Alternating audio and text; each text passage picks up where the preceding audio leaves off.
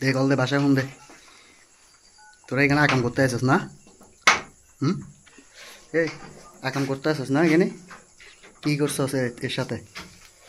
হ্যাঁ, খাগড়াছড়ি সদর উপজেলার ভাইবোনছড়া এলাকায় ত্রিপুরা কিশোরীকে ধর্ষণের অভিযোগে 4 যুবককে আটক করে পুলিশের কাছে সোপর্দ করেছে সেনাবাহিনী। অভিযুক্ত আরও 2 জনকে খুঁজছে আইন শৃঙ্খলা বাহিনী। বিষয়টি নিশ্চিত করেন সদর থানার ভারপ্রাপ্ত কর্মকর্তা আব্দুল বাতেন মৃধা। খাগড়াছড়ি সদর থানায় ভাইবোনছড়া ইউনিয়নে ভাইবোনছড়া বাজারে একটি গণধর্ষণের অভিযোগ আমাদের কাছে আসে। আমরা তাৎক্ষণিকভাবে গণধর্ষণের অভিযোগটি এজাহার হিসেবে গণ্য করে একটি মামলা রুজু করি। পরবর্তীতে যৌথ অপারেশন চালিয়ে এজাহারে উল্লিখিত 6 জন আসামির মধ্যে আমরা 4 জন আসামিকে গ্রেপ্তার করতে সক্ষম হই। এই 4 জন আসামিদেরকে আমরা বিধি মোতাবেক বিজ্ঞ আদালতে সুপুর্দ করব। পরবর্তী আইনানুগ ব্যবস্থা যাবতীয় কার্যক্রম মামলা সংক্রান্তে চলমান রয়েছে। 16 জুলাই বুধবার রাতে খাগড়াছড়ি সদর থানায় ধর্ষণের অভিযোগে একটি মামলা দায়ের হলে বিষয়টি জানাজানি হয়। থানায় 6 জনকে অভিযুক্ত করে তাদের বিরুদ্ধে মামলা করেন ভুক্তভোগীর বাবা। মামলার পরপরই ওই দিন দিবাগত রাত 3টার দিকে 4 জনকে গ্রেফতার করে পুলিশের কাছে সোপর্দ করে সেনাবাহিনী।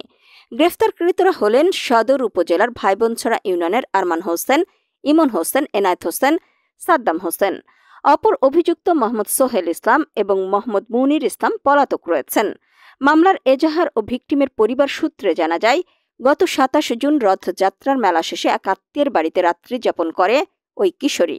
রাতেই অভিযুক্ত 6 যুবক ওই বাড়িতে ঢুকে কিশোরী এবং ঘরে থাকা এক যুবকের বিরুদ্ধে অনৈতিক সম্পর্কের অভিযোগ তোলে। এরপর ওই যুবককে বেঁধে রেখে কিশোরীকে পালাক্রমে ধর্ষণ করেন।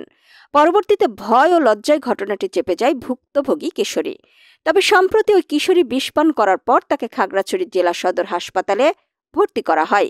জ্ঞান ফেরার পর সে পরিবারকে ঘটনার বিস্তারিত জানায়। এরপর বুধবার রাতে তার বাবা 6 যুবকের নাম উল্লেখ করে থানায় ধর্ষণ মামলা করেন। ভুক্তভোগীর পরিবারের লোকজন জানান, সামাজিক লজ্জা ও ভয় ভীতির কারণে মেয়েটি প্রথমে কিছুই প্রকাশ করেনি। এর আগেই ওই ত্রিপুরা কিশোরী সদর হাসপাতালে ভর্তি হয়। সেখানেও ধর্ষণের কথাই বলা হয়। কিন্তু হাসপাতালের চিকিৎসকরা ধর্ষণের আলামত পরীক্ষার কথা জানালে তারা সদর হাসপাতাল থেকে গোপনে বাড়িতে চলে আসেন বলে একটি স্থানীয় সূত্র নিশ্চিত করে। এদিকে অভিযুক্তদের পরিবারের সদস্যরা বলছে ভিন্ন কথা। তাদের দাবি, অভিযুক্তরা মেয়েটিকে ধর্ষণ করেনি। মূলত ওই রাতে অন্য এক যুবকের সাথে বদ্ধ ঘরে আপত্তিকর কাজে লিপ্ত থাকা অবস্থায় অভিযুক্তরা ওই কিশোরীকে হাতে নাতে ধরে ফেলেছিল। তোমার দাদা নাম্বার, তোমার এই দাদার নাম্বার আছে? এই দাদার নাম্বার আছে? তুমি কি করে যাচ্ছ?